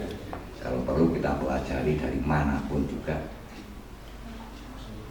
Mungkin di kalangan yang lain, andai ini dibuka, seperti yang baru saja saya omong dengan Pak Bambang dan Mas Ferry tadi. Kami dulu mengalami masa-masa di mana orang-orang yang terpinggirkan seperti kalangan tukang becak, kalangan kuli bangunan yang mempunyai kebiasaan membaca. Makanya dulu sampai tahun 90-an masih ada yang namanya persewaan. Persewaan komik, persewaan buku. Hal yang luar biasa juga yang saya temukan hari ini bahwa sekat-sekat itu di sini tadi sudah cair. Sekat-sekat sudah cair, artinya tidak lagi. Saya juga sudah tidak canggung lagi untuk jagung-jagung. Judulnya juga unik, 17-an di kampung halaman. Kalau dari tadi ada yang disampaikan tadi, ini menyikapi fenomena ini ceritanya. Ketika ada lomba-lomba yang cenderung seperti apa ya? Ya, model-model yang memang itu sebenarnya kalau dulu kan pasemon gitu, sindiran-sindiran. Tapi celakanya kalau dulu disindir itu 1 kali 2 kali paham, sekarang nggak paham. Nah, itu sudah tumpul. Makanya sekarang diistilahkan dengan zaman digital ya. Digit itu kan jawilan, masa ya kudu dijawili terus. Maaf ya saya jawil. Saya bukan penyuka sejenis. Yang ini lebih. Oh iya. Jadi memang potret yang disajikan dalam Widolasan ya, atau 17-an di kampung halaman ini sebuah ya, membuka mata kita bahwa banyak hal yang sudah selayaknya kita sadari dan semoga bisa ditularkan. Cukup sederhana, lugas ya, meskipun kalau tadi Profesor Joko menyampaikan kok senang dengan angka 3, tiga, apalagi tadi ngomong tiga gambarnya apa kan? Pengebos. Peminta-minta. Kitab suci itu ya. Ya di kitab RR itu, iya. Tapi ada yang unik memang. Jadi angka 3 itu juga sebuah angka yang istimewa, di mana banyak yang mengatakan bangunan yang sempurna itu segitiga. Ada yang sama kaki, sama sisi. Kalau sama sisi kan gini. Sisi sama-sama. Tapi terima kasih, saya sudah diberi kesempatan untuk membaca, meskipun suatu saat nanti saya akan beli. Karena ini adalah cara kita untuk mengapresiasi. Saya diajarkan juga bahwa cuma masalahnya dulu itu orang suka membaca, orang suka menulis. Oke, itu saja yang mungkin bisa saya sampaikan, karena saya juga kagum dengan kesederhanaan yang disajikan, meskipun untuk mencapai kesederhanaan tersebut bukan hal yang mudah. Angel moto telu bagi loro ora kene. Ya. Makaten sepindah malih ibu sing ambal waso mugi panjang yuswa, panjang umur, tambah tidur. Amin.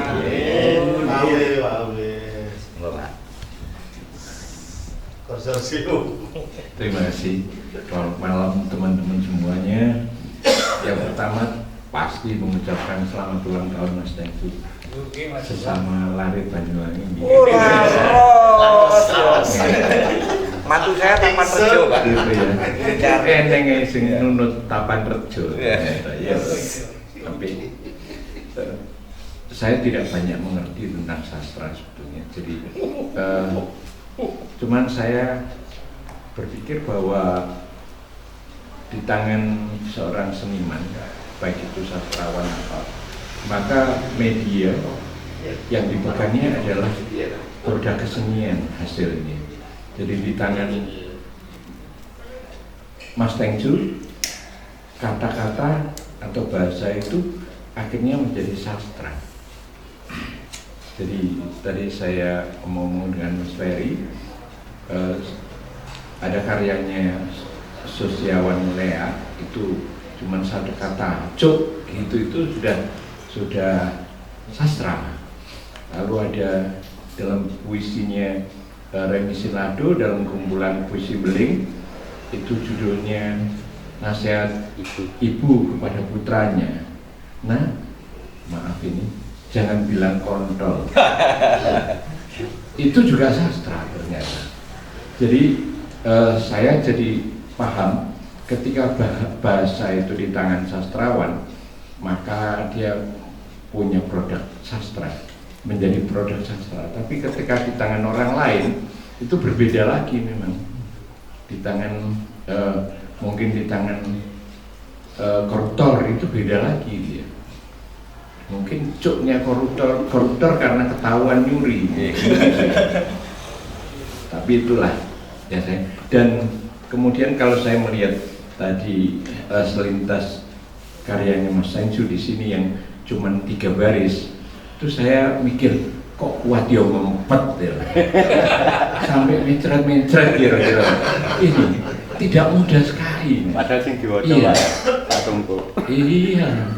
Saya menulis untuk satu maksud, itu setengah halaman. Mas Tengku itu 3 baris. Luar biasa, saya ngomong iki iso mutah gede banget. Mungkin itu saja. Saya terima kasih Mas Tengku, selamat luar biasa sekali. Mbak Monggo. Anissa dari penerbit AE. Ada yang mau bertanya? Oh, nanti di cancel loh. Gak cukup. Pak Sindu. Barangkali teman-teman ada yang mau bertanya, monggo. Tapi Mas Sisko, lulus. Oh iya. Oh ya wajib. Wajib Oh, itu. Ojo sampai gak itu kan. Setuntas. Ayo monggo. Salam. Selamat ulang tahun Mas Tengku. Sehat selalu. Jadi terus pikir. Kalau saya belum baca puisinya, tapi dari obrolan tadi, kalau saya nggak masalah. Karena ini, saya dulu waktu kuliah dikenalkan salah satu puisi karya besar dunia anonim yang bunyinya begini. Brothers everywhere. Terus jeda, and one Jose. Cuman Porsale itu. Cuman begitu saja. Ini karya besar dunia. Bagi saya diksi kata yang indah ini apanya? Tapi ini karya besar dunia. Tapi setelah saya tanyakan waktu masih kuliah, ternyata yang sangat puitis di jedanya itu tadi. Jadi saudara-saudara di mana-mana. Ini jeda, tak satu pun yang diperjualbelikan. Jadi di kosong ini yang sangat puitis katanya. Makanya ketika Mas Tengsu menuliskan seperti itu, bagi saya seperti yang disampaikan Mas Tengsu tadi, ini kalau mau dibikin tulisan, juga bikin makalah bisa berlembar-lembar. Nah di puisi ini waktu itu saya tanyakan ketika saya kuliah, di mana puitisnya? Justru di sini, di mana-mana, apapun profesinya, entah tukang beca, entah broncora, entah apapun, tak satu pun kemanusiaan itu bisa diperjualbelikan. Nah, dari sini sebelum saya pamitan Mas, saya tadi dikirimi oleh Mas Malik. Waduh, tanggung jawab. Ketika saya dikirim oleh Mas Malik, wah nanti seandainya ada kesempatan sudah membaca, karena saya nggak membaca puisinya, saya tidak akan baca puisinya. Ini saya akan baca pengantarnya Mas Tengsu aja. Karena di sini ada judulnya begini. Banyak cara merayakan kemerdekaan. Bagi saya tidak masalah. Kemungkinan memang yang merayakan kemerdekaan itu tidak mesti yang merdeka. Justru yang merdeka bagi saya bisa-bisa perayaannya adalah kemerdekaannya itu sendiri.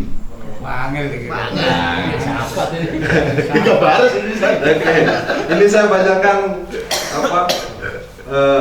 kiriman Mas Malik, tulisan Mas Tengsu, bukan puisinya. Saya tidak tertarik, saya mewakili perasaan Mas Tengsu aja tadi, karena apa yang saya rasakan tidak ada diksi kata yang mampu mewakili kepuitisannya, kegeraman yang puitis. Oke. Ini judulnya Banyak Cara Merayakan Kemerdekaan. Setiap 17 Agustus seluruh rakyat Indonesia gegap gempita merayakan hari kemerdekaan negaranya. Segala macam pesta, lomba, karnaval, upacara bendera, malam tirakatan, dan segalanya dan sebagainya diselenggarakan sebelum, sesaat, dan sesudah tanggal tersebut. Pesan-pesan heroik dan harapan-harapan akan masa depan bangsa selalu dikumandangkan di mana-mana, di segala perhelatan dan upacara. Tetapi merayakan kemerdekaan tidak sebatas hanya melalui upacara, pesta, dan lomba-lomba. William Faulkner, seorang penulis Amerika, mengatakan, "We must be free not because we claim freedom, but because we practice it." Kita merdeka bukan karena kita merayakan bahwa kita merdeka, namun bagaimana mempraktikkan kemerdekaan itu, tentu dengan cinta, kerja, dan karya. Atas dasar itulah saya ingin merefleksikan pengalaman saya sebagai bagian dari bangsa yang merdeka melalui puisi.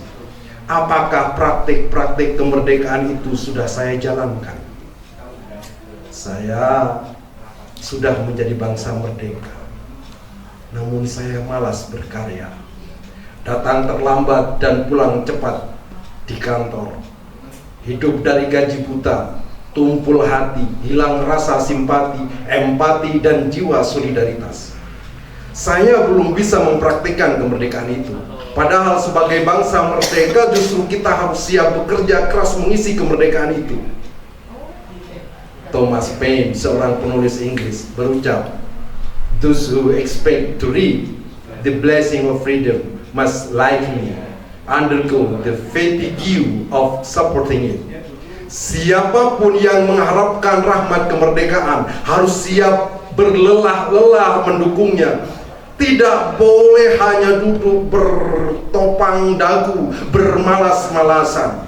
Bekerja keras tidak culas, serta tidak menjarah aset bangsa dan tanah air adalah mentalitas yang harus dipunyai warga dari sebuah bangsa besar. Melalui puisi yang terhimpun dalam kitab puisi 3 baris 17-an di kampung halaman ini, saya tidak ingin bergenit-genit dalam euforia kemerdekaan. Saya tidak ingin terjebak dalam romantisme semu. Banyak hal yang harus diperbaiki dari sikap kita dalam menjalankan praktik kemerdekaan. Tentu perubahan itu harus dimulai dari pribadi saya sendiri. Puisi dalam antologi ini bukan merupakan bagian dari pesta, perayaan, dan upacara. Puisi dalam antologi ini saya posisikan sebagai cermin tempat saya berkaca sebagai bangsa merdeka. Siapa tahu, ternyata wajah saya popeng-popeng penuh dempul dan tameng. Selamat membaca, selamat merayakan kemerdekaan. Tengsu Cahyono. Selamat ulang tahun Mas Tengsu. Mudah-mudahan selalu sehat dan batin, berlimpah cita dan berlimpah bahagia. Terima kasih dari saya, sekaligus saya mohon pamit. Anak saya sudah ngantuk besok sekolah. Dari saya, assalamualaikum warahmatullahi wabarakatuh. Jadi tadi itu diartikan dengan bahasa Jawa, katanya Mbak Jo, Tengsu Cahyono itu artinya Tengsu itu rembulan, Cahyono itu cahaya, jadi cahaya rembulan. Ada satu yang saya pikir ya, Pak Tengsu ini harus bersyukur atau cemburu ya, pada matahari, karena yang mampu menerangi rembulan itu sebetulnya matahari.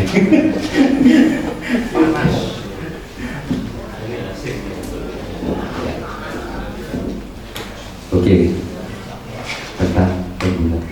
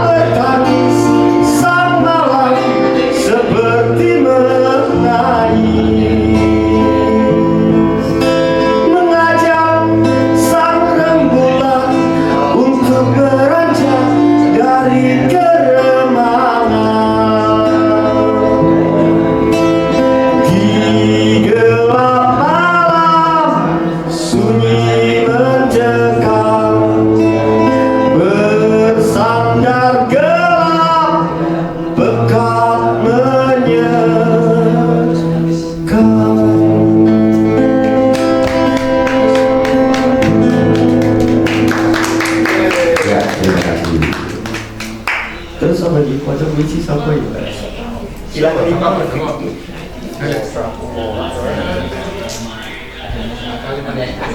Kali mana? Baca puisi. Baca puisi mas. Bersedia? Oh ya mas. Oke, hati-hati. Ya ini yang ditunggu. Baca saya gambar mana? Kesel ini.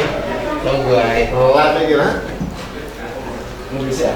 Hah? Kasih orang mau bisa? Aku malah mabuk gue ya. Selamat ulang tahun Pak Tengsu yang merayakan 17-an di kampung halaman. Oh, amal kemerdekaan. Perempuan itu gemetar, tapi sedar juga tak gentar. Bukankah ini malah mulia? Dia berujar. Jarum tajam di jemari kanan, benang kuat di jemari kiri. Dua sobek kain di dekapan hati. Segera disatukan bagimu negeri. Ia meruncingkan niat sembari menyulam kain ditaburi munajat. Meski sederhana, sudah usulam bendera bermakna luar biasa, gentarkan sesiapa.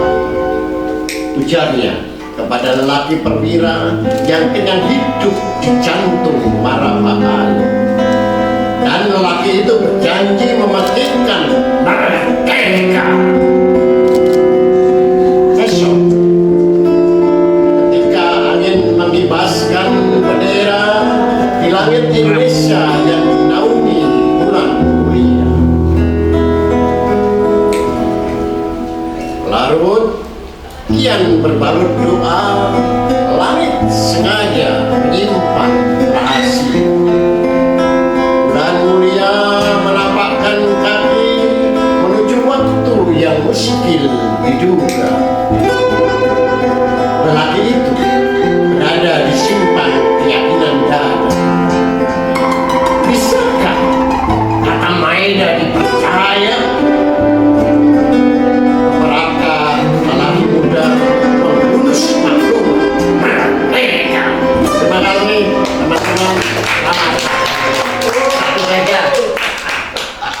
Ya, satu saja. Aku sudah menang hari. Padahal bisa super ya. Pak Tengsu yang ulang tahun ke-33. Pak Tengsu umur 33, berarti aku 23. Kabarnya bahaya 23. Oke, itu udah nonton ini lah. 23 kabarnya apa kan? Kawani ini. Pedas nggak salah. Saya akan bacakan Ya mas, nggak usah. Nanti sebuah puisi. Nanti aku aja. Kepak Cendrawasih. Hamartia, engkau anak kandung, aku lahir prematur. Dalam kemilau cahayamu menggoda, lambaian tangan-tangan jahil di atas perutmu menari manja. Sumpah, aku berpaling menghadap tahta. Laksana gelombang samudra berlomba ria. Kemarin sayapmu merah. Bersimpangan hati bunda bulan. Kepak Cendrawasih, adakah seberkas cahaya, hamparan kilau pesona di atas tanah Papua. Jakarta, 20 November 2012. ditulis besar-besar sebagai bidang buku oleh Mas Tengsu ke seluruh dunia. Ya, dunia dong ya. Media sosial. Tapi yang penting tadi kan ada pembicaraan yang lebih mengena barangkali soal nasionalisme, karena Mas Eko Saryono kan mengambil ancang-ancang yang jauh ke belakang mengenai Mas Tengsu. Jadi ini bukan satu-satunya buku puisi Mas Tengsu, tapi ini adalah sebuah proses, dan itulah rasa gregetan yang disampaikan oleh Mas Tengsu. Tapi saya ingat juga tentang sebuah nasionalisme yang tidak marah. Nasionalisme tidak marah itu diungkapkan oleh Leo Christie. Jadi saya mengenal Leo Christie, bergaul dengan Leo Christie, kemudian mengikuti beberapa ini, bahkan sampai mengajaknya ke Aceh. Bahkan Mas Epix Mulyadi itu ingin membawa Leo Christie ke perkara budaya, itu mesti menghubungi saya karena angel dicekel gitu ya, Leo Christie angel dicekel. Tapi dia punya sikap, dia bisa menceritakan misalnya lewat Kiara Condong bagaimana anak-anak yang masih bermain gundu ini, kapan dia melambaikan pena dan buku di tangan, tapi tidak marah. Salam dari desa gitu, yang petani yang tidak punya sawah, petani yang tidak punya alat penggiling, tapi dia tidak marah bahwa itu sesuatu yang ya sudah terjadi. Mungkin masing-masing punya kebahagiaannya sendiri, tapi sebuah sikap bagaimanapun memang harus disampaikan. Jadi ini adalah alat untuk menyampaikan sikap dari Mas Tengsu, dan kita harus menerima itu sesuai dengan konten dan konteks hari ini. Terima kasih atas malam ini yang luar biasa. Jadi memang cara orang marah bisa macam-macam. Jadi ada yang seperti Leo Christie, ada yang seperti Taufik Ismail yang mengatakan malu aku jadi orang Indonesia ya. Itu kan marahnya sudah akut ya, sampai mengatakan malu aku jadi orang Indonesia. Walaupun dia tidak pergi dari Indonesia gitu. Lalu kita baca tulisan siapa ya, Prasetyo Utomo di Kompas ya, yang mengomentari teman-teman yang mendapatkan 40 tahun berkarya tadi. Jadi layak dan sebagainya ya. Jadi penghargaan ini bukan berarti lalu menjadi sarana membungkam ya, suara-suara para sastrawan. Bahkan Prasetyo menulis dengan sangat bagus bahwa walaupun ini kan hak kami mendapatkan penghargaan dari kesetiaan kami dalam berkarya, tetapi pikiran-pikiran kritis tetap akan diungkapkan oleh Lea, Butet dan sebagainya. Jadi itulah cara ya. Rendra nulis puisi Potret Pembangunan dalam puisi pun juga jauh lebih marah, tetapi lebih puitis ya dibandingkan marahnya Taufik Ismail ya. Jadi tingkat puitisnya lebih di bawah Rendra dalam mengungkapkan kemarahan itu. Bahkan saya kadang-kadang melihat puisinya Taufik itu seperti yang dirasakan oleh Mas Kep tadi. Saya merasakan ini puisi ini kok gak puitis ya, karena marahnya sangat kuat gitu. Seperti itu ya. Dan itu yang dirasakan juga ketika Mas Kep baca puisi saya. Jadi itulah cara orang mengungkapkan. Jadi dan itu bagian dari kemerdekaan kita berekspresi. Jadi silakan pilihlah jalan sesuai dengan kata hati, dan jangan selalu berpikir bahwa pikiran-pikiran kritis kita itu tidak dapat disampaikan lewat media-media yang memang cocok dengan kita. Saya kira itu. Selamat para pemulia sate yang hadir pada malam hari ini. Terima kasih juga kepada Mas Kep yang pada malam hari ini saya curi untuk datang ke sini, tapi nanti saya tahu jawab untuk mengantarkan ke hotel ya. Kan dia kalau bersaku gak apa-apa numpak Grab yo gak apa-apa, tapi kan aku tersinggung jadi jadi nanti saya antarkan dia supaya saya gak tersinggung ya. Jadi saya kira itu. Sekian, terima kasih. Saya sudah 66 tahun dan mudah-mudahan menjadi 88, menjadi 99, 77 ya, 77. Saya tuh setiap lipatan 5, 60, 65 itu saya bikin antologi bersama sastrawan Indonesia. Jadi mudah-mudahan 70 masih ada, 75 masih ada kan gitu ya. Temannya yang masih makin sedikit temannya. Yang nulis makin dikit temannya. Nanti Asrofi kan nulis Asrofi. Oke, sekian terima kasih. Terima kasih pada semuanya. Sekian. Wassalamualaikum warahmatullahi wabarakatuh. Puisi Tengsu dan akan terus berteman dengan saudara Tengsu dan mendorong membaca puisi-puisi Tengsu, karena puisi-puisi Tengsu ini telah menjaga keanekaragaman suara nasionalisme yang belakangan ini mengalami regimentasi. Bahasa canggihnya itu mengalami pereziman dan mengalami pengentalan. Kelompok A ngaku nasionalisme kayak ini loh, perangi kemerdekaan. Iku aku lo paling berjasa, kayak ini loh. Sing kelompok Muslim, iku saja nih jasanya Islam tok. Iku macam-macam. Suara-suara yang sangat beragam itu tiba-tiba hilang. Di mana para pelacur yang dulu jadi mata-mata tidak punya tempat lagi. Padahal dulu disuarakan oleh Pandir Kelana, Letnan Jenderal Slamet Danutirja.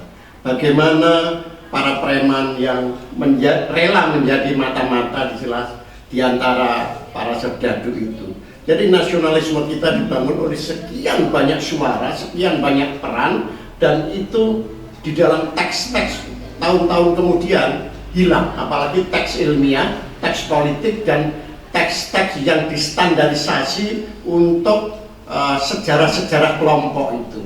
Nah, saya kira Mas Iko ini bisa bercerita tentang keanekaragaman suara itu. Tetapi Mas Tengsu ini mencoba membiarkan keanekaragaman suara itu berbicara kembali. Saya kira itu yang paling menyenangkan, bahwa dalam nasionalisme ada unsur ketakterdugaan, kesederhanaan, improvisasi, seperti digambarkan oleh Idrus di dalam karyanya Surabaya, bahwa dalam pertempuran Surabaya pun banyak ketidakterdugaan, banyak kekonyolan, banyak relaksasi gitu.